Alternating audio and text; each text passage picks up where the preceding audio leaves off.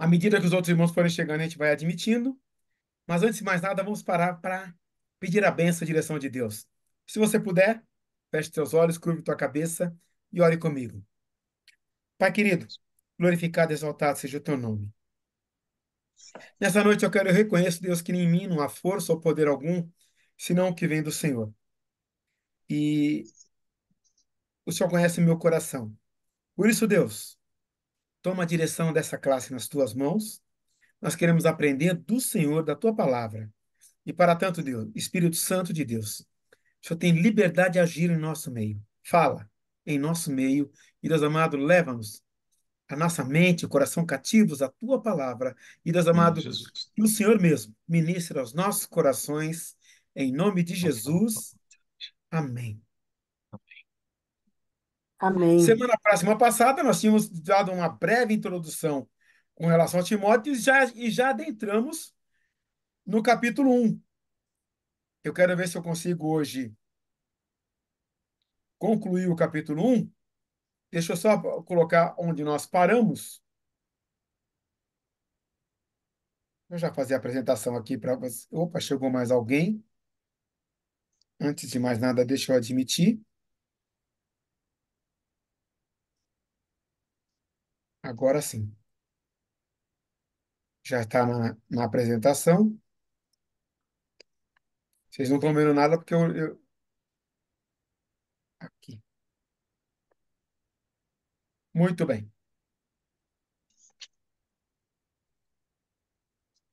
Falamos isso aqui. Muito bem. Ah, sim. E nós estávamos só dizendo falando um pouco de Timóteo, que ele foi o acompanhante de Paulo, esteve junto com Paulo, esteve em Corinto, foi enviado como emissário para Macedônia, levou a coleta para os irmãos de Jerusalém, foi emissário de Paulo para Corinto quando havia problemas com aquela igreja. E eu não sei se eu não me lembro se eu enfatizei isso, eu vou ter que olhar a gravação, que eu já não me lembro. Mas uma coisa bem interessante, o Timóteo, jovem Timóteo, eu vou repetir, Paulo está sabendo que está acontecendo um problema lá em Coríntios. Os corintianos estavam com problema. Não era a saída do Cássio, os problemas eram outros. Não era a falta de patrocínio, mas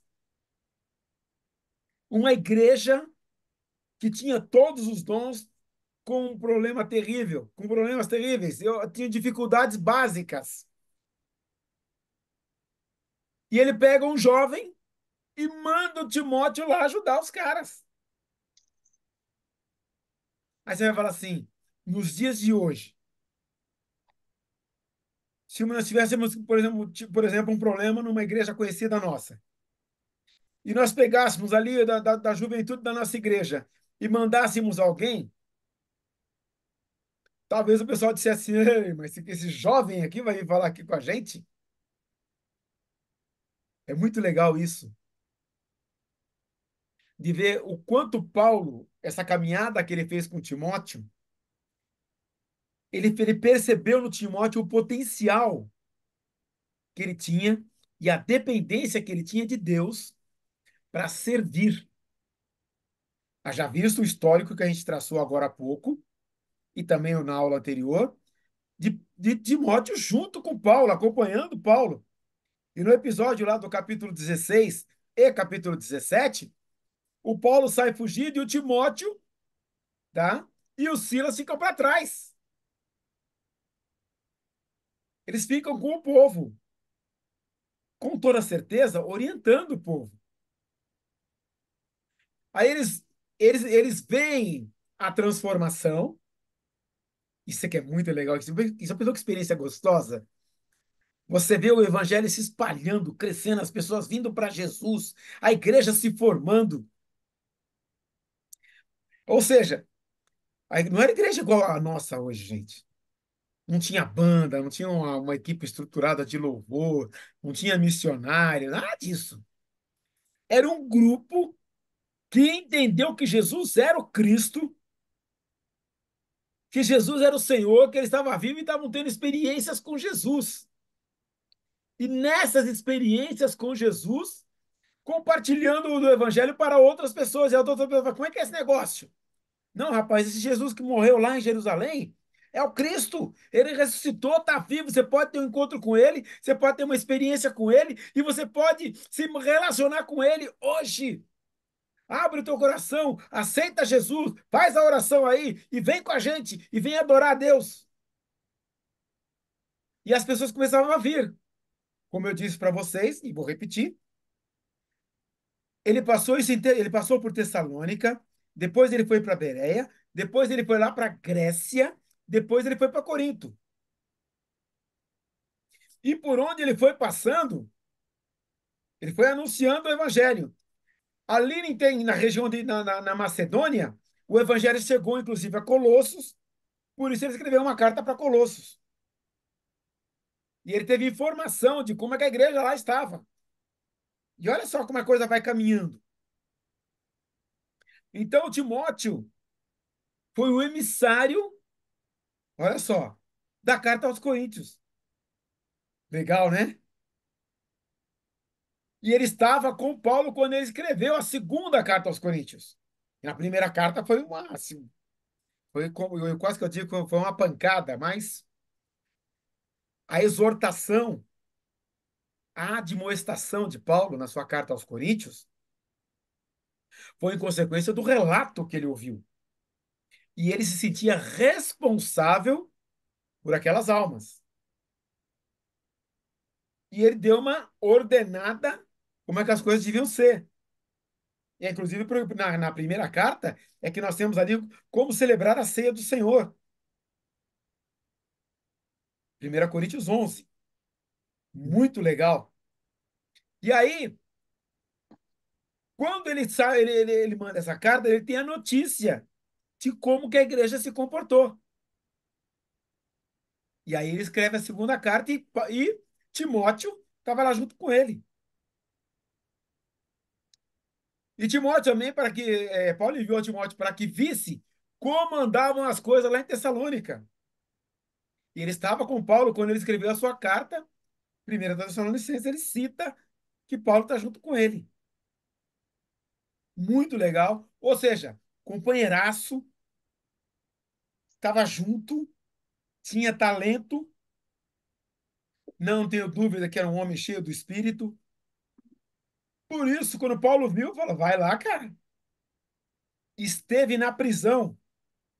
Quando Paulo escreveu aos Filipenses, as cartas da prisão, dentre elas Filipenses, e ele estava planejando enviar ele para Filipos, como seu representante. Olha só. Acompanhava Paulo quando escreveu essa carta aos Colossenses, né? E a carta também que ele escreveu a Filemon, que é uma carta pessoal. E nós paramos aqui, que era o cara que foi designado para a tarefa difícil. Como eu disse, ele mandou lá para Coríntios, e a igreja estava passando por uma dificuldade, por uma questão de interpretação, não só interpretação, como também de costumes. E quando ele escreve aos Filipenses, quando está projetando enviá-lo a Filipos, escreve: porque a ninguém tem de igual sentimento, pois serviu ao evangelho junto comigo, como filho ao Pai. Ou seja, fiel, amigo, companheiro, ombro. E nisso aqui, gente, eu tiro uma lição maravilhosa para a igreja. Porque hoje a gente não convive com a igreja da maneira que a gente convivia no passado. Ah, lógico, a igreja pós-moderna ela é muito diferente dessa igreja que estava se formando nesses dias. A chamada igreja primitiva. A igreja pós-moderna, ela é individual. Ela sofre da síndrome de nuca. Ou seja, ela conhece o irmão pela nuca. Graça e paz, quando chega, ou boa noite, bom dia, boa tarde, boa noite. Uma semana abençoada para você, tchau. É assim que a igreja conhece o irmão hoje. A igreja não convive em comunidade. Apesar que algumas igrejas se chamam de comunidade e buscam dar mais próximas. A igreja tem que promover evento para os irmãos se conhecer. A igreja tem que promover pequeno grupo para a igreja se conhecer. A igreja tem que promover eventos para que a igreja encontre o irmão. Doido, né? Eu tenho dificuldade com isso porque eu, eu me converti na primeira igreja batista de Santo André, mas por um tempo nós trabalhamos com a equipe Ecos de Louvor em igrejas do interior, onde o grupo de irmãos, quando a gente chegava, era de 14, quando a gente estava saindo de lá era em torno de 50. Então, onde todo mundo conhecia todo mundo. Depois a gente passou um tempo na igreja do Centenário, no Jardim do Estádio, que era a congregação da nossa igreja também, até organizar a igreja. E ali era uma igreja pequena, um grupo bem pequenininho, agora já três ou quatro famílias. E ali a gente conhecia a vida dos irmãos, o que cada um fazia, como fazia, se encontrava durante a semana, almoçava um na casa do outro. Eu me lembro que uma ocasião, um irmãozinho, uma família bem humilde, eles moravam numa favela, lá à divisa de São Bernardo com Santo André. E um dia eles convidaram eu e a Ellen para almoçar com eles, lá na favela. E nós fomos na casa do irmão Ronaldo. Gente, que almoço delicioso. Betão, você foi almoçar lá na favela? Fomos. No barraquinho, no barraquinho, arrumadinho e tal. Mas ele preparou o almoço com muito carinho. Ele queria nos ter juntos à mesa com eles. Isso a gente não vê mais na igreja. Há algum tempo atrás, uma família nos convidou para um almoço com eles. Tivemos lá, foi muito legal. Passamos a tarde, o domingo juntos. Mas isso é muito esporádico, porque a gente mal se conhece. A igreja não se conhece. E a igreja, nesse período aqui, ela se conhecia. E ela crescia, como diz lá em Atos 2:42, e perseverava na doutrina dos apóstolos, no partir do pão, nas orações, em cada alma havia temor. E tudo lhes era comum. Tanto que Atos escreve que as pessoas de maior posse vendiam o que tinham e distribuíam para os irmãos.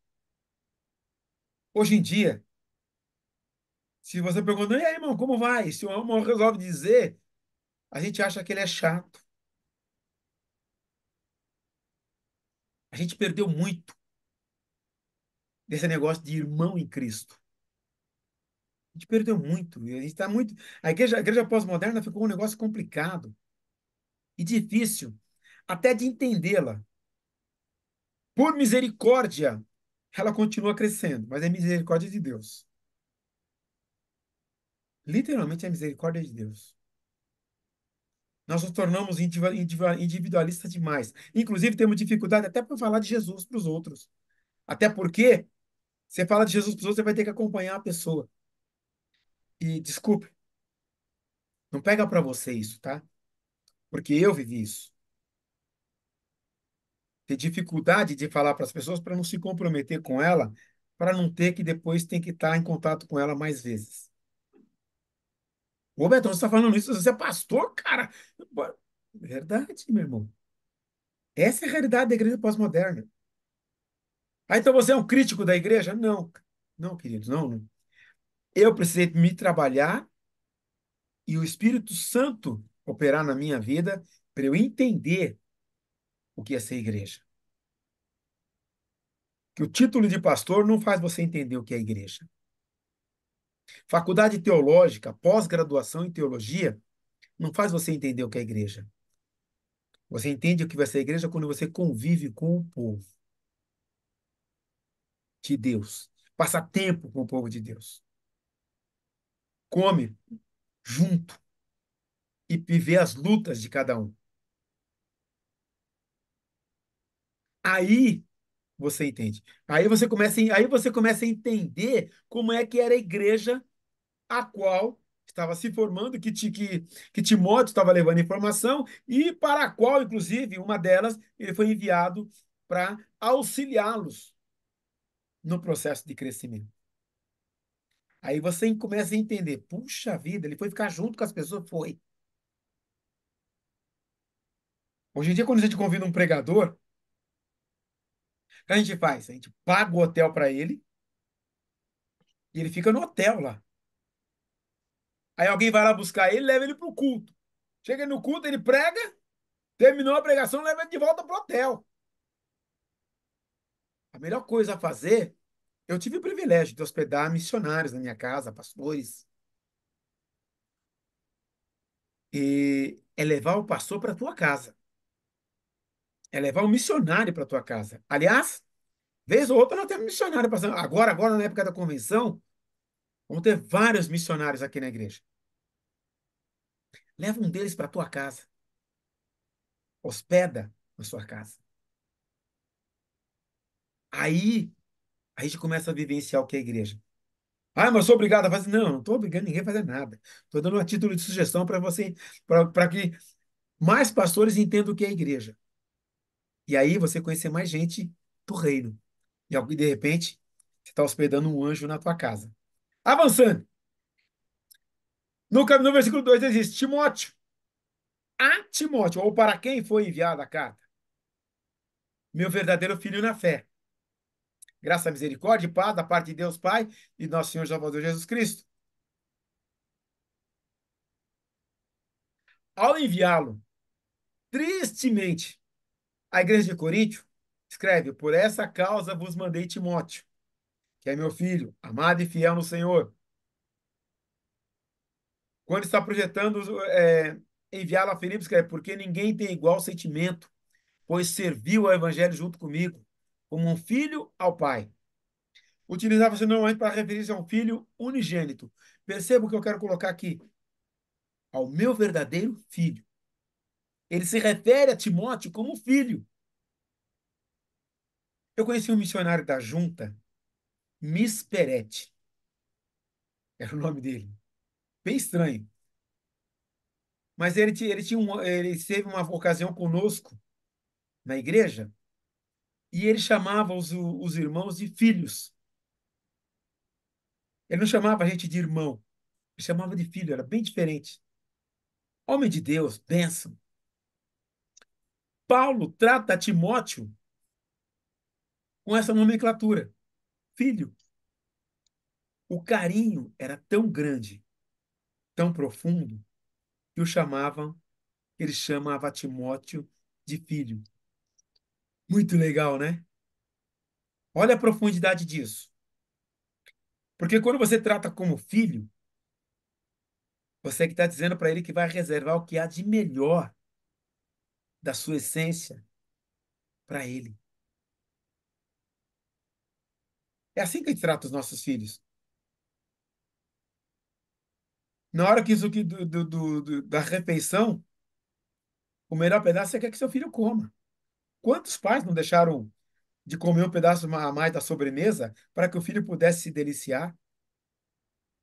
Quantas mães não se privaram de seus deleites ou de seus melhores momentos para estar com o filho? É isso. É essa a visão. Quando você está com seu irmão, eu tive esse final de semana com os meus irmãos, a gente fez uma reunião de família devido ao aniversário da Ellen, da minha irmã e do meu irmão. Gente, que domingo e sábado gostoso. As horas passaram, as horas voaram. Foi maravilhoso estar com os irmãos ali, sem preocupação de tempo, compartilhando das nossas experiências, das coisas engraçadas, dos fatos do cotidiano, batendo papo. Eu sei que não sei como é o relacionamento da sua família, mas o relacionamento com seus filhos, aquela parte boa, quando eles ainda não entendiam muita coisa, e quando achavam que tinham, que entendiam, Paulo está se referindo a Timóteo nessa condição, entendendo o potencial que ele tem, a experiência que ele adquiriu, o que ele pode fazer, mas o tratamento é de filho. Lindo.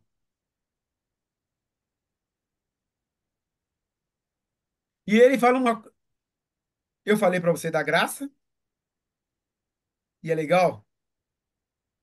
Na palavra graça, vou voltar aqui para o Timóteo, meu verdadeiro filho, na fé. Graça, misericórdia, paz, da parte de Deus Pai e de Jesus Cristo, nosso Senhor. O que eu quero dizer com isso?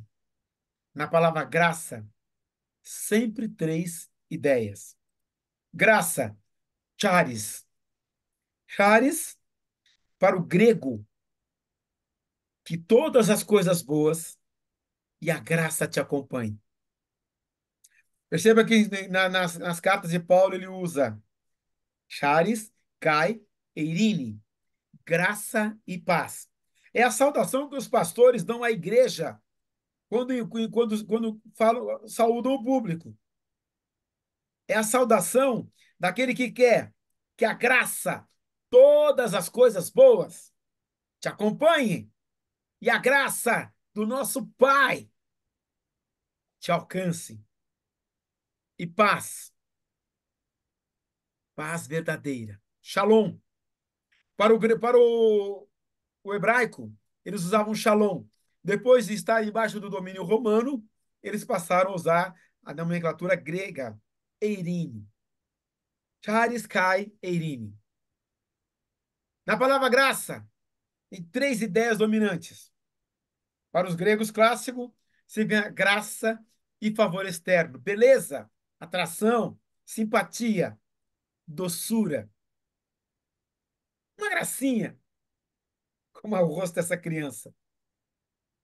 Também, no Novo Testamento, tem a ideia de simples generosidade. Graça é algo que não se ganha é, e e que não se merece. É algo que não se ganha e que, melhor, é algo que você recebe sem esforço, sem. Eu digitei errado. O cara que digitou é o nosso cego. Tenha paciência com ele. Mas eu quero dizer aqui, é uma coisa imerecido. Você não merece, mas você recebe. Não pode, não, você não precisaria, você não precisa fazer esforço para receber. Opõe-se ao conceito da dádiva. Ou seja, a graça é um favor imerecido. A dádiva é pelo mérito o mérito que você tem. No Novo Testamento, encontra sempre a ideia de simples universalidade.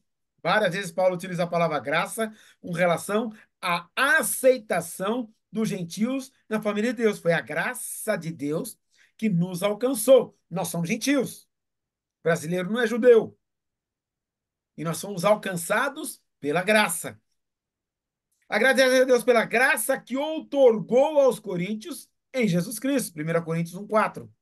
A graça que alcançou, ou seja, Jesus foi dado em favor deles, não pelo que eles fizeram, não por meritocracia, de graça, literalmente de graça. É essa a ideia. Normalmente, a segunda das grandes palavras paulinas é a palavra paz. Os judeus utilizavam normalmente para saudar uns aos outros. O pensamento hebreu expressa não somente a ausência de problemas, mas também a forma mais pormenorizada de bem-estar. Eles usam o shalom. Tem até canções a respeito disso. Ou seja, ausência de problemas é o que eu desejo para você. Paz. Então, ou seja, que tudo de bom, sem problemas, sem preocupação, que isso seja o que esteja envolvendo a sua vida.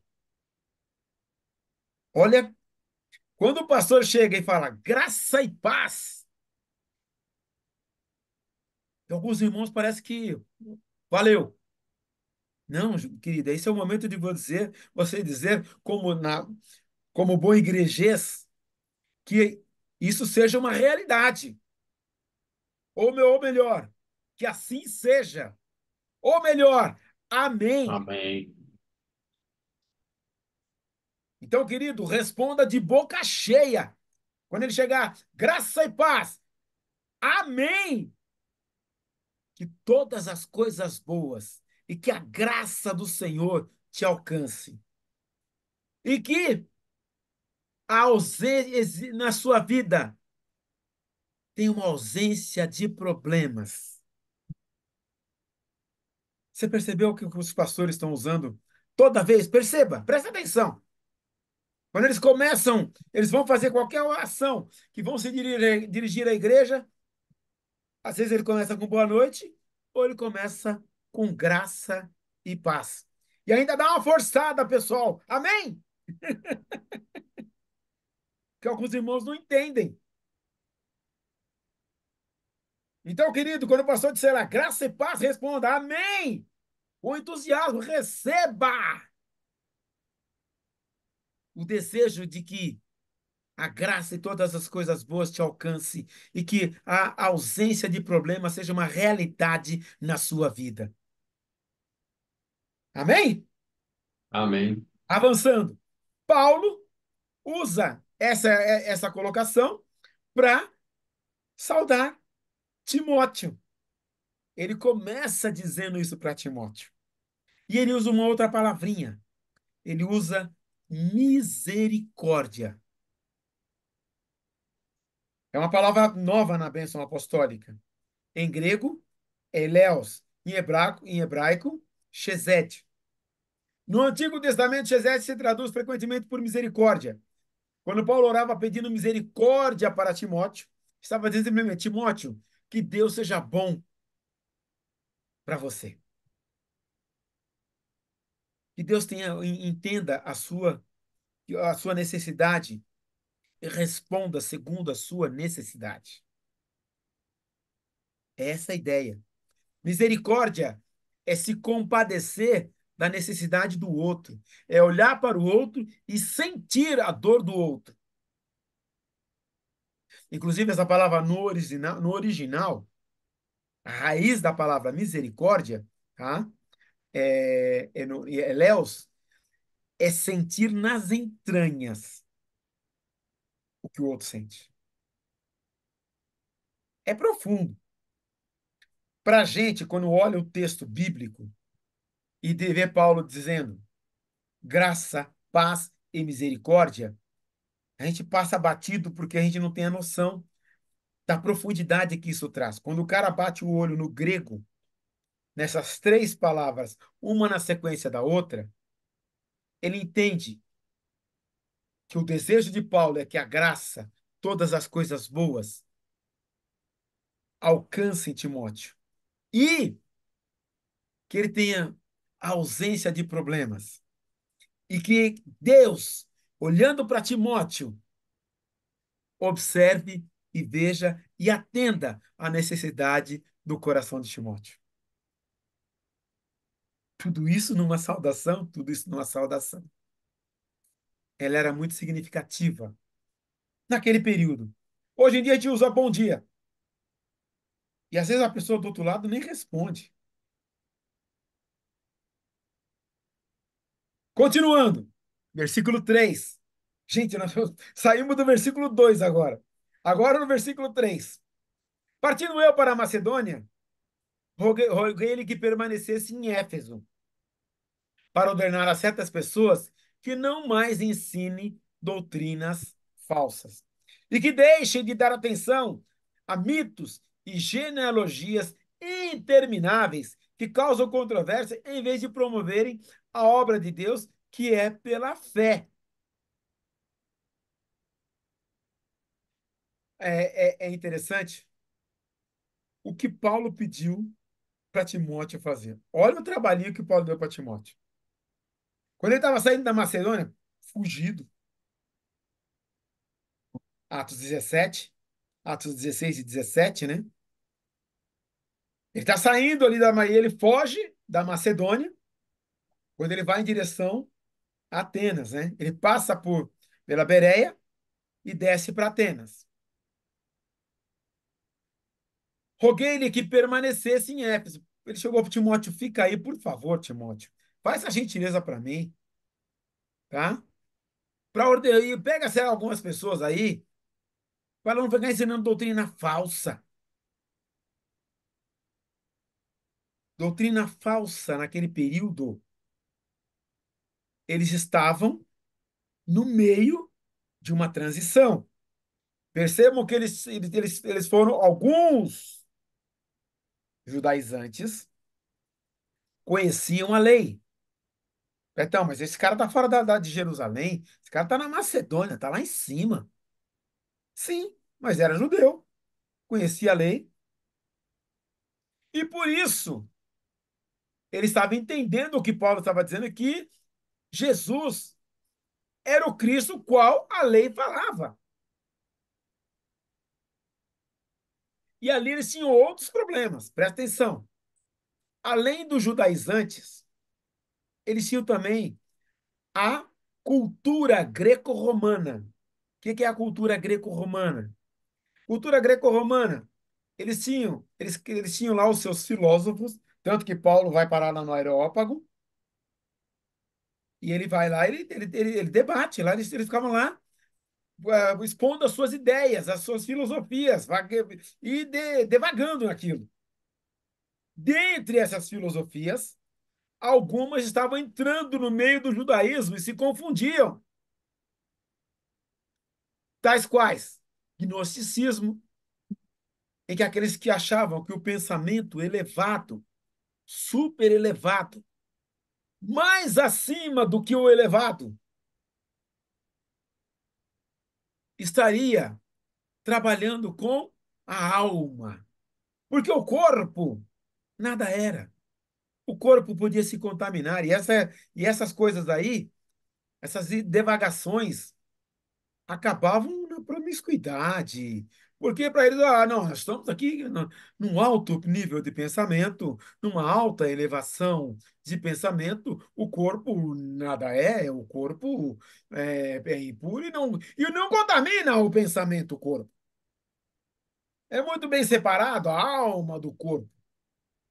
Nada pode contaminar a alma, porque ela é santa, ela é pura. E porque agora, com o pensamento elevado, ela fica mais pura ainda. Gnosticismo. Mas a promiscuidade que era comum em Roma, no Império Romano. Eles eram promíscuos.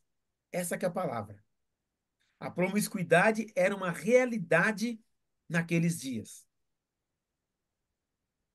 Haviam templos em que as mulheres que eram devotas daquelas entidades davam um dia de suas vidas se prostituindo no templo. Olha a loucura, o nível da barbaridade. Então, tudo isso, isso aqui é o panorama do Novo Testamento. Essa era a cultura grega, romana, que estava dominando Jerusalém, que estava dominando a Macedônia. A Macedônia, já falamos da Macedônia, que eram exímios romanos. Eles falavam o romano igual falavam em Roma e se vestiam igual se vestiam em Roma. E aí, Paulo ainda escreve o versículo 4. E que deixem de dar atenção a mitos e genealogias intermináveis, que causam controvérsias, em vez de promoverem a obra de Deus, que é pela fé. Ainda dentro disso, tinham os judaizantes que tinham por costume a tradição oral, e nisso, na tradição oral, eles usavam das genealogias, falando das suas gerações, e até chegar aonde era o ápice do conhecimento deles. Ou seja, misturavam tudo. Faziam uma salada e ser. Ó, gente, e ser crente nesse período aí era bem mais complicado que hoje. Hoje a gente malemar decora versículo. E ele manda Timóteo para lá. Todos os atenienses estrangeiros que ali viviam não cuidavam de outra coisa senão de falar, ouvir as últimas novidades. Não tinha TV naquela época. Não tinha internet. Não tinha o correio, gente. De vez em quando, quando o cara levava uma mensagem, era um cavaleiro. Mas era de uma cidade para outra, era coisa de autoridade. O povo, de um modo geral, levava sua vidinha pacata e quando sobrava um tempo, depois da colheita, esperando a colheita crescer, ou já tinha tratado os animais, eles se reuniam em algum lugar para ali ficar conversando e buscando alguma novidade. Eu quero lembrá-los que nessa região que estava ali, tinha ali a Via Ignácia. Era a via que atravessava o Império Romano de ponta a ponta. Muitos estrangeiros passavam por ali e falavam como é que estava a situação em sua cidade, sobre o seu povo. E, gente, era o que tinha de diversão naquele período. E o povo também ouvia as conversas que não tinham nada a ver. Então, quando Paulo está escrevendo para o Timóteo, orienta o povo para deixar de dar atenção a esses mitos, genealogias intermináveis aí, que causam controvérsia, em vez de promover a obra de Deus, mesmo que sejam os heróis da fé. Isso não é tão importante. O importante é viver uma vida digna diante de Jesus. Com relação aos gnósticos, só para o que eu peguei na a informação, como os gnósticos consideravam a própria matéria corrompida, eles também consideravam o corpo corrompido. Alguns gnósticos defendiam a indulgência em desejos carnais, acreditando que o mal não afeta o corpo, já corrupto e irredimível. Outros gnósticos, tem até diferença entre eles, talvez a maioria defendiam que se deveria manter o corpo sob controle por meio do estrito asceticismo. Quer alguém escolha o plano A ou o plano B, a doutrina subjacente torna impossível entender como Deus pode se tornar um verdadeiro homem com um corpo carnal em Cristo Jesus. Olha a heresia chegando. Espera aí, se o corpo é imundo e pode ser purificado, que é o pensamento do gnosticismo, como é que Jesus pode tomar um corpo de homem e ser santo? O pessoal do asceticismo, aliás, tem uma explicação do que é asceticismo. Asceticismo, doutrina de pensamento ou de fé que considera o ascese, isto é, a disciplina, o autocontrole estritos do corpo e do espírito, um caminho imprescindível em direção a Deus, à verdade ou à virtude. Conjunto de práticas, evitações, comportamentos condicionados por essa doutrina. Ou seja, vou me afastar, vou me abster, não vou tocar, não faço isso, não faço aquilo. Coisa de homem, gente. Tudo coisa de homem. Olha a salada que acontecia ali. E lógico, falsas doutrinas. Alguns homens desceram da Judéia para Antioquia e passaram a ensinar os irmãos: se vocês não forem circuncidados conforme o costume ensinado por Moisés, não poderão ser salvos. E tinha isso também no meio da igreja. Está lá em Atos 15, versículo 1. Olha a quantidade de informação, desinformação. Isso quando a igreja está começando. Ou seja, uma barbaridade em cima da outra, e outra, e outra, e outra. Aí vamos para o versículo 5. Vamos caminhar. O objetivo dessa instrução é o amor, que procede de um coração puro e de uma boa consciência e de fé sincera. Alguns se desviaram dessas coisas, voltando-se para discussões inúteis, querendo ser mestres da lei, quando não compreendem nem o que dizem, nem as coisas acerca das quais fazem afirmações tão categóricas. Sabemos que a lei é boa se alguém a usa de maneira adequada. Sabe o que é legal? A coisa vai tão complicando que Paulo está dizendo para o Timóteo não somente promover a ortodoxia, mas também o amor, coração, ciência e fé, combater o erro sem magoar as pessoas. A dica que Paulo está dando para o Timóteo, cara, presta atenção. O objetivo da instrução é o amor. Tratar com amor. Principal, o amor.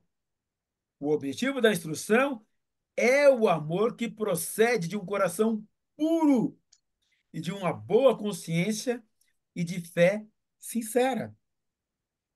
O Abner explicou domingo o que é sincera, o que era sincera nesse período. Se você não viu, pega a gravação, bênção, gravação do pastor Abner domingo passado, bênção mesmo. Ah, você que tá vendo a gravação, nós estamos no dia 18. Alguns se desviaram dessas coisas, voltando para discussões inúteis.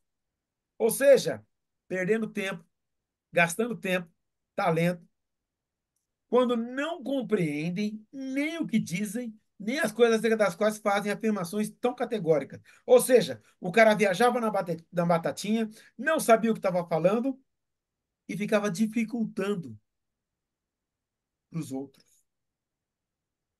Queridos, vamos no básico. Amarás o Senhor teu Deus de todo o teu coração, de toda a tua alma, de todo o teu entendimento, de todas as tuas forças. Ao teu próximo, como a ti mesmo. Basicão.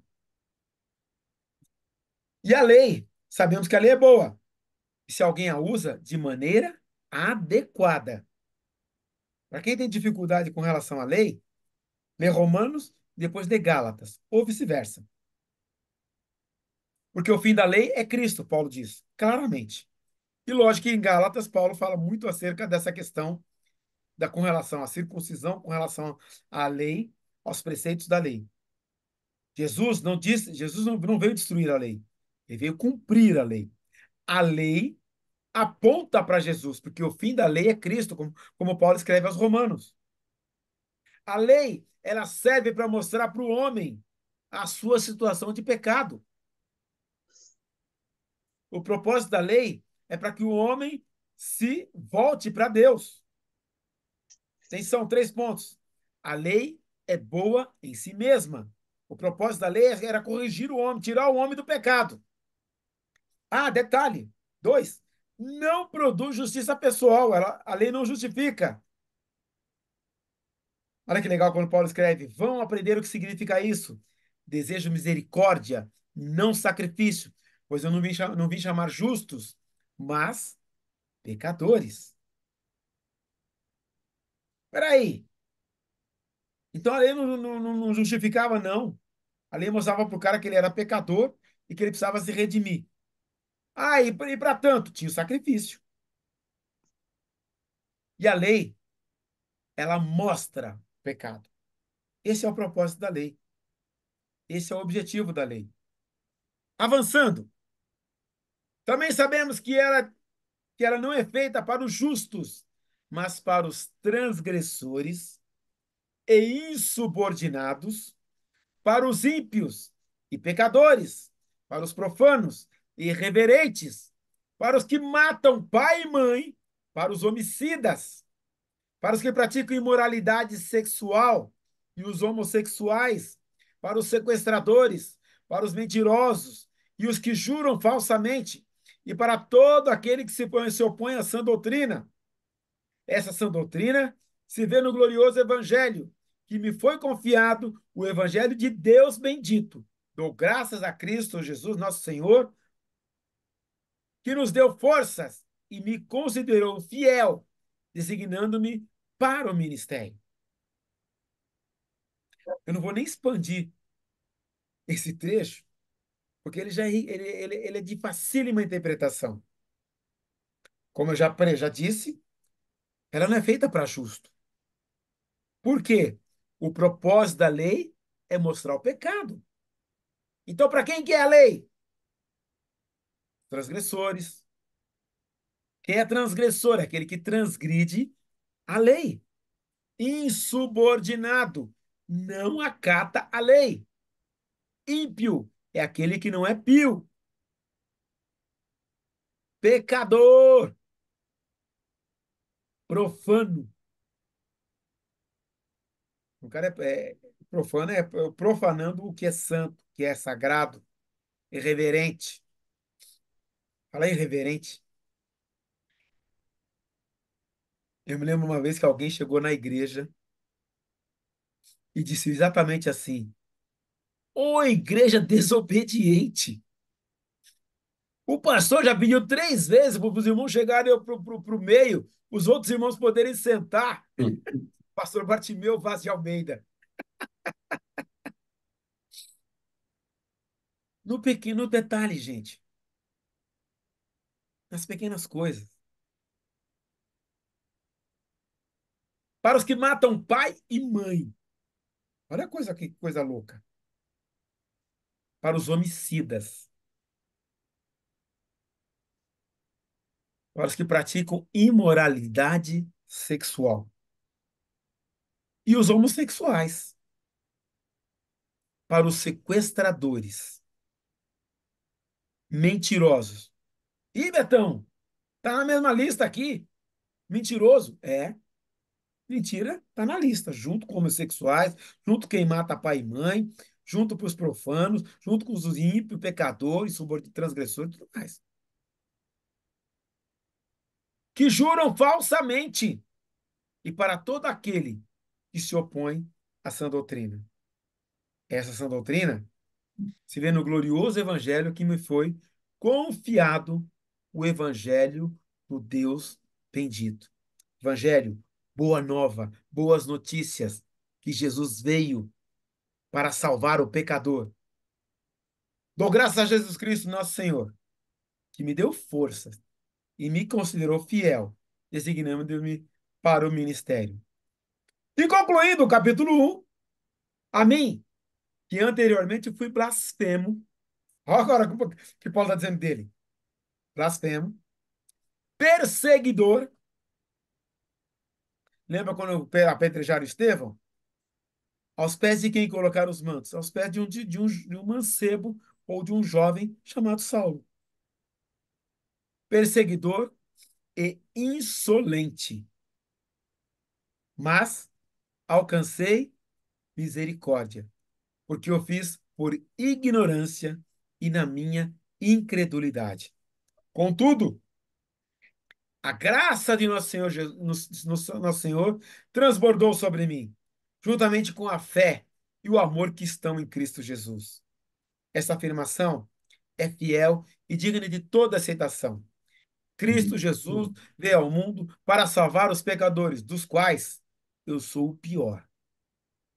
Mas por isso mesmo alcancei misericórdia, para que em mim, o pior dos pecadores, Cristo Jesus demonstrasse toda a grandeza da sua paciência, usando-me como exemplo para aqueles que nele haveriam de crer para a vida eterna.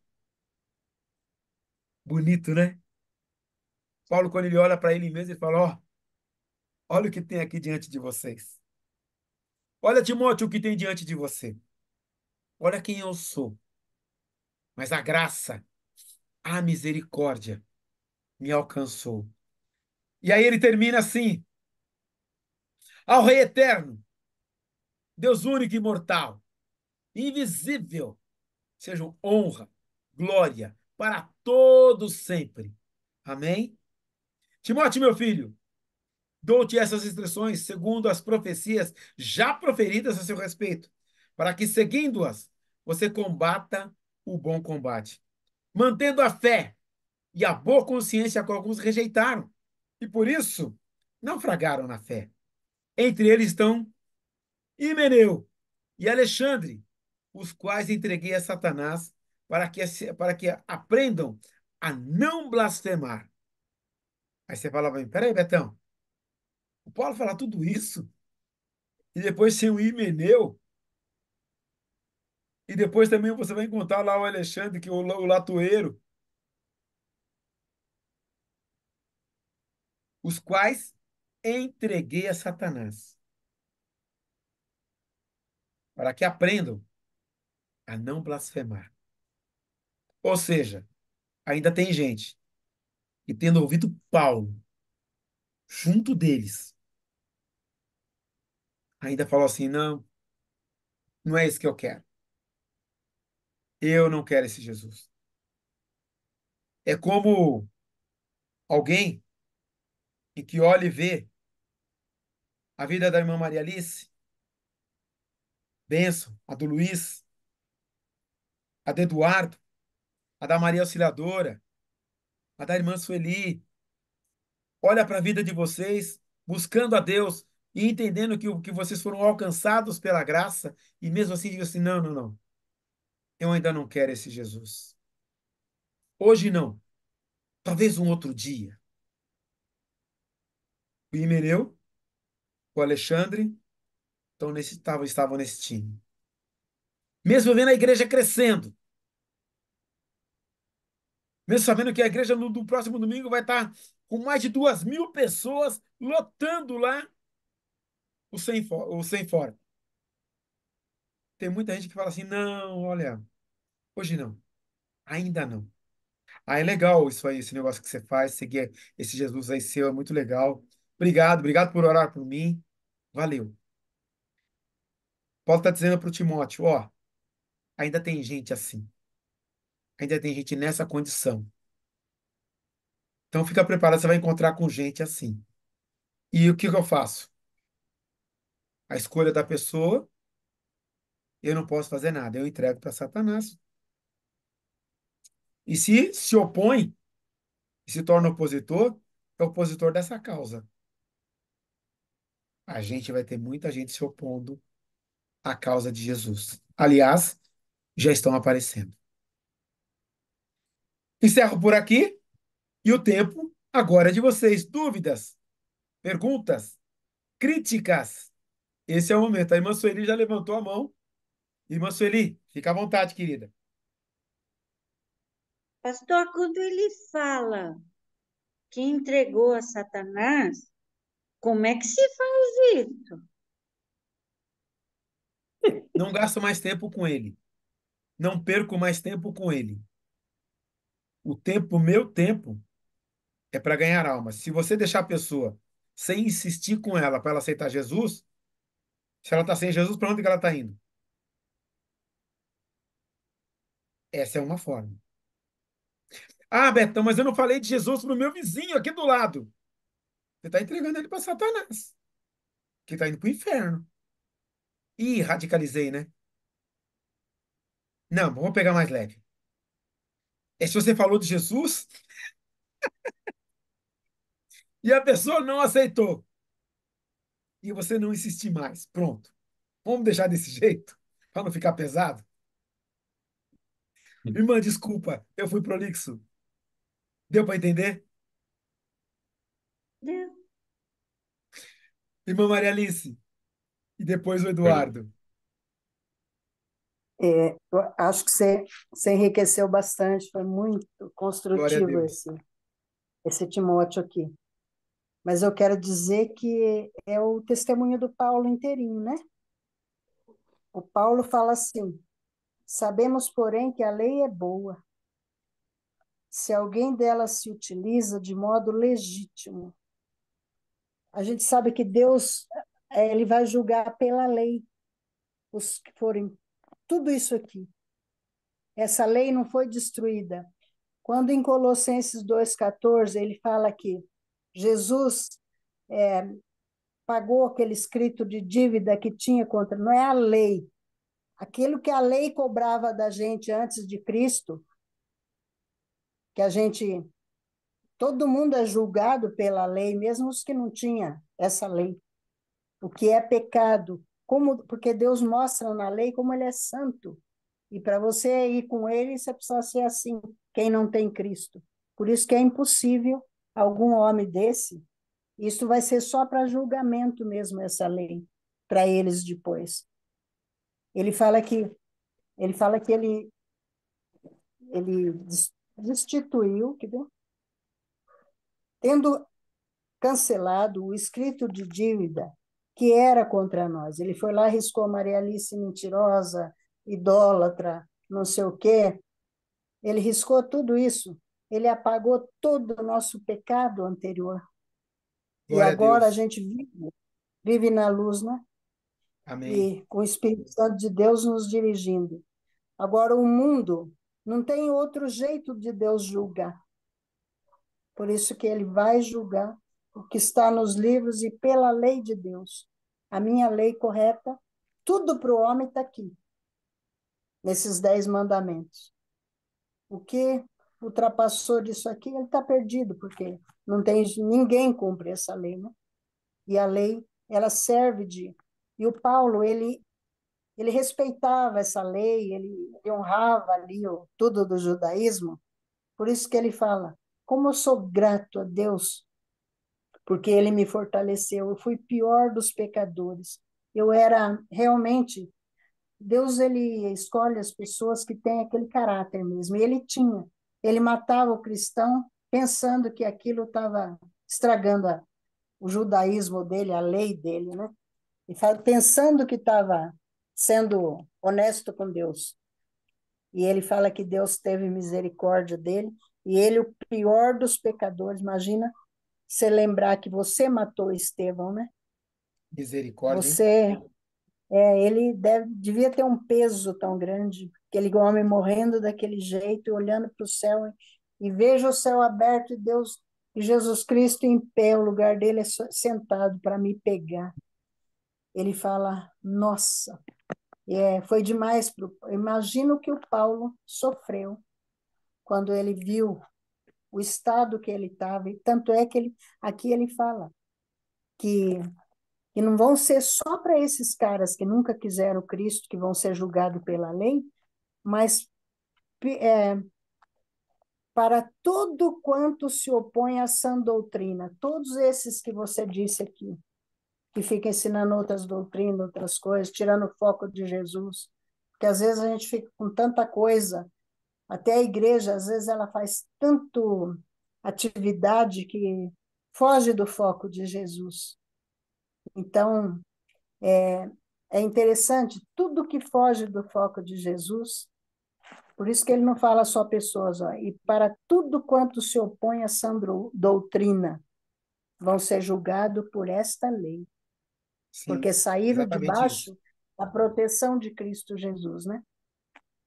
E que é segundo o evangelho da glória do Deus bendito, do qual fui encarcerado, fui encarregado a falar. Eu falo que coisa linda. Ele fala para o Timóteo, ó Timóteo, eu passei por tudo isso. Eu era um daqueles que estava ali e ia ser julgado por essa lei. Deus me libertou. Por isso que a gente tem que vigiar agora, com toda a autoridade, tudo isso que está entrando na igreja, para tirar o foco de Jesus Cristo, para vocês voltar debaixo dessa lei que a gente que já foi pago o escrito de dívida. Tudo aquilo que eu tinha, Jesus me libertou ali. E hoje eu dependo de Cristo, né? E graças a Deus. Amém. Só isso que eu queria falar. Obrigado, irmã Maria Alice, pela sua contribuição. Eduardo, você tinha levantado a mão, querido. Fica à vontade. Der tempo, pastor. Pastor, é só um sentimento que eu tenho, né? A igreja normalmente é meia, não tem tanta força para pregar quanto a gente deveria, a gente gostaria de pregar mais, mas todo mundo tem dó quando fala que o perdido vai ser julgado, o senhor pegou leve aí, como falou, entregue a Satanás, né? A gente tem aquela dosinha, né? É um sentimento que a gente tem. Mas, às vezes, a gente tem dois textos, desde a outra vez o senhor mencionou, né? Está escrito na Bíblia que o desejo de Deus é que todos se salvem. Esse é o desejo Amém. dele, né? Verdade. E, ao mesmo tempo, a gente vê que tem textos que Deus endurece o coração de determinada liderança ou de determinado povo, né? E aí a gente vê que o julgamento vem, né? Esses sentimentos ficam, às vezes, um pouco. A gente sabe que quem não aceitar Jesus não vai ser salvo, isso está claro, mas a gente sempre tem assim: será que pode acontecer diferente? Porque as pessoas que a gente não levou a palavra, como o senhor falou. A gente sabe que de alguma forma a palavra vai chegar em todos os ouvidos. Mas a gente vê pessoas próximas a gente, familiares, amigos, que a palavra é levada, mas a pessoa está endurecida. E a gente sabe que quem que amolece é o Espírito Santo, né? O Espírito Santo que dá o dom da fé, não é a Isso gente. mesmo. Então a gente fica assim nessa, eu pelo menos fico, né? A gente é triste a gente falar, tá, entregue a Satanás como tá. O texto que é como o senhor explicou, na realidade, quem não tem Cristo está entregue. Só um sentimento, não sei nem se é pergunta.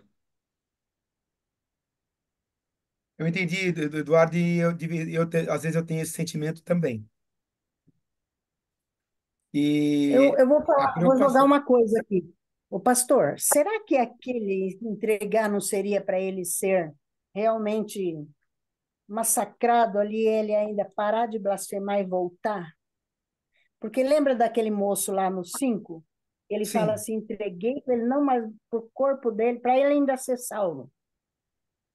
Porque ele estava aqui dentro fazendo essa coisa, com a prática de pecado, e isso, lá ele em não Coríntios, se exatamente. redimia, tirou fora para isso. Aqui dá a impressão, porque senão ele ia falar: eles vão blasfemar à vontade lá fora, como já Nós, conheceram. Ele fala para não mais blasfemarem.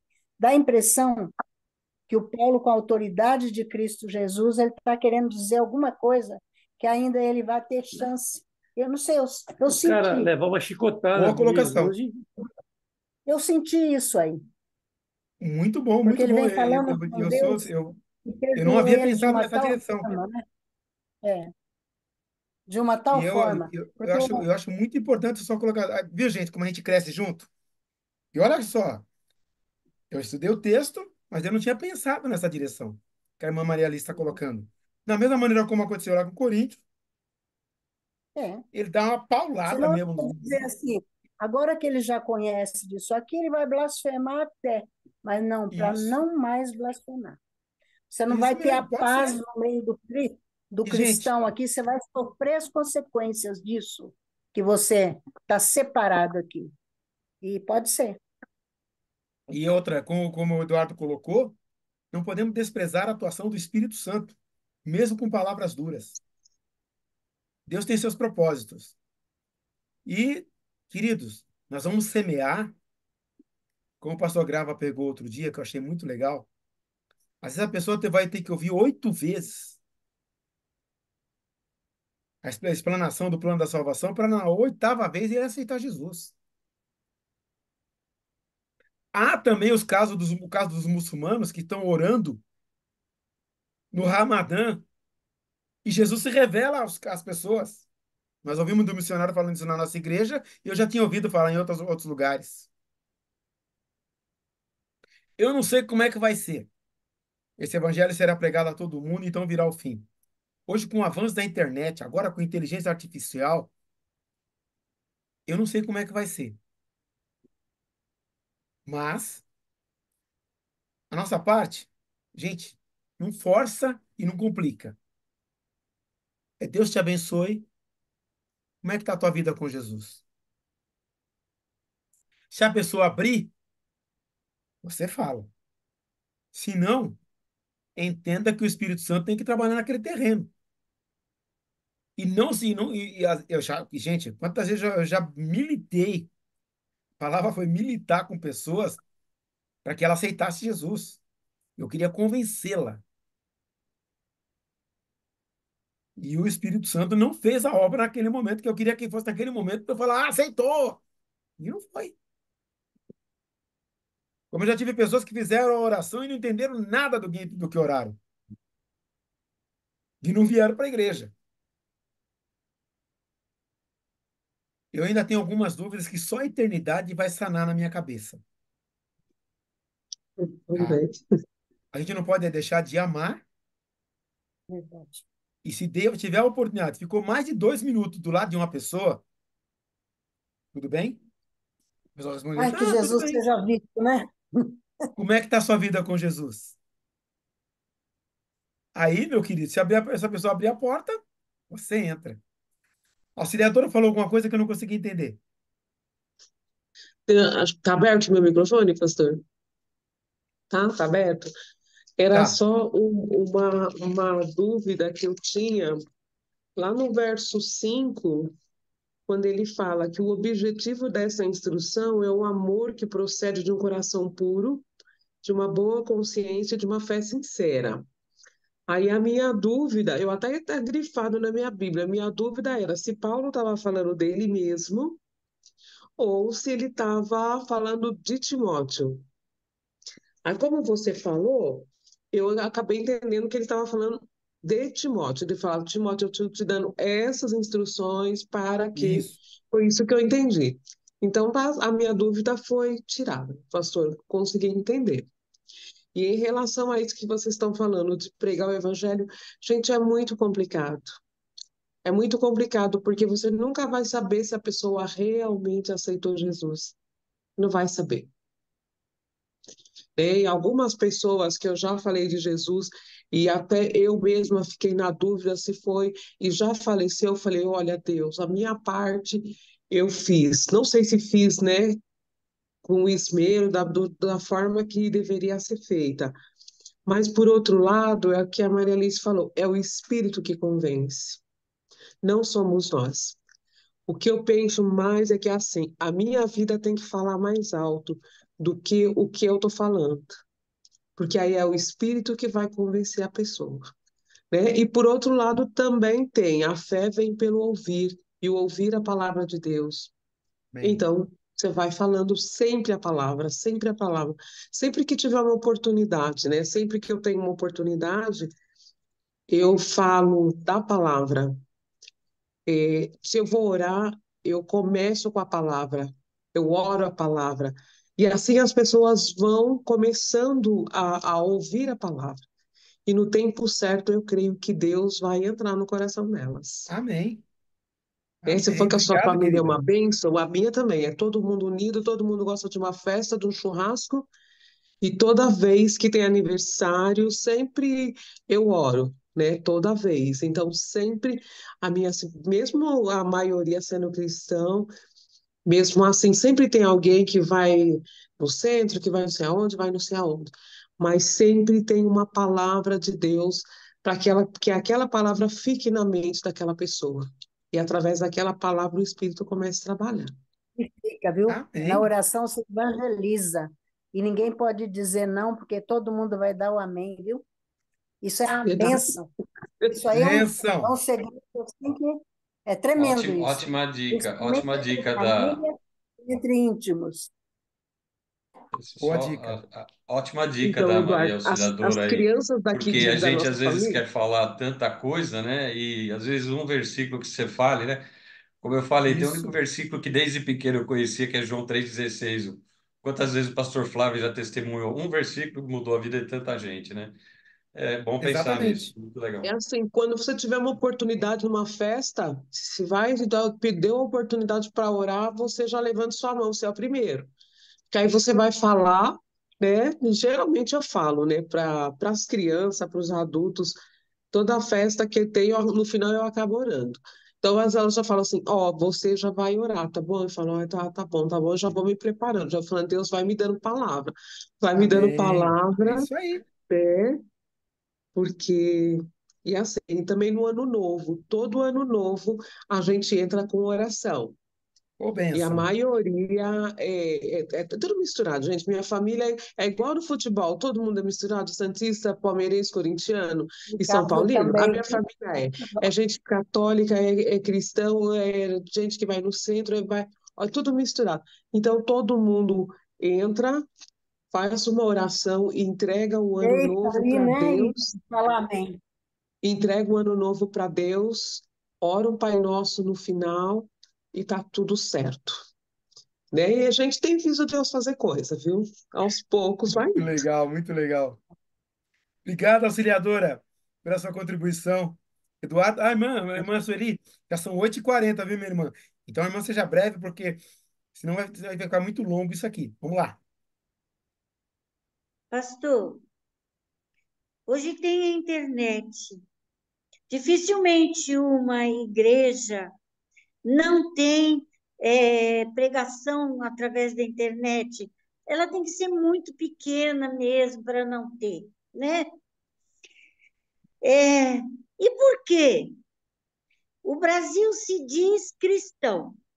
A maior parte dos brasileiros se diz cristão. Por que, então, hoje, a religião que mais cresce é o satanismo? Por que que hoje nós estamos vendo pessoas que se dizem cristãos defendendo coisas terríveis como assassinatos, como terror, como mentira, mentira, meu Deus! Tem gente propagando mentira de livre, espontânea vontade, que procura onde está a mentira para divulgar a mentira, para tornar essa mentira uma verdade. O que é que nós estamos fazendo de tão errado assim? A nossa vida é tudo isso que a gente está falando, pastor? Por que que na família da gente as pessoas não querem saber de Jesus? A gente é tão ruim assim? Ou o Senhor está fazendo o que ele fez lá com o Faraó? Está fazendo hoje com todo mundo? Está endurecendo o coração? A gente está vendo indo gente para a rua fazer agrupamento em prol de coisas ilícitas, em prol de morte. Não precisa responder, pastor. Na próxima reunião, quem sabe? Amém?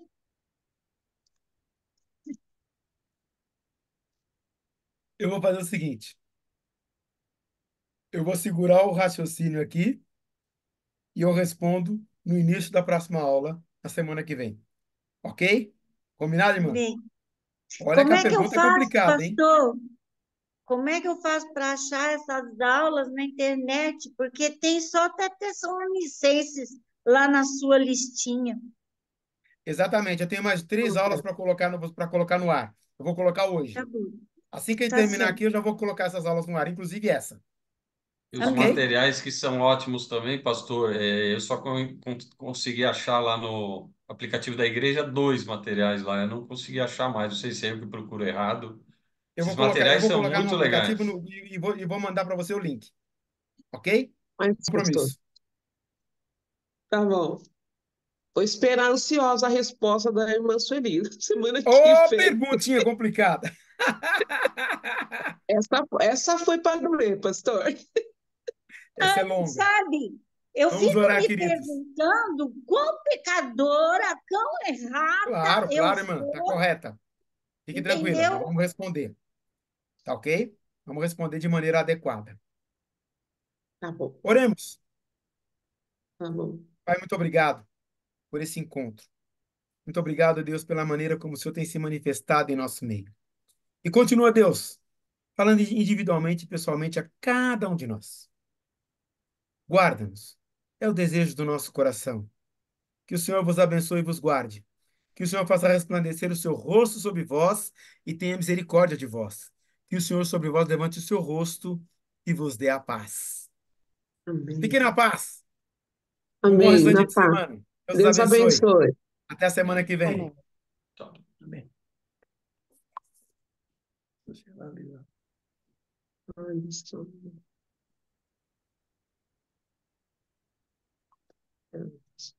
Só eu não consigo sair.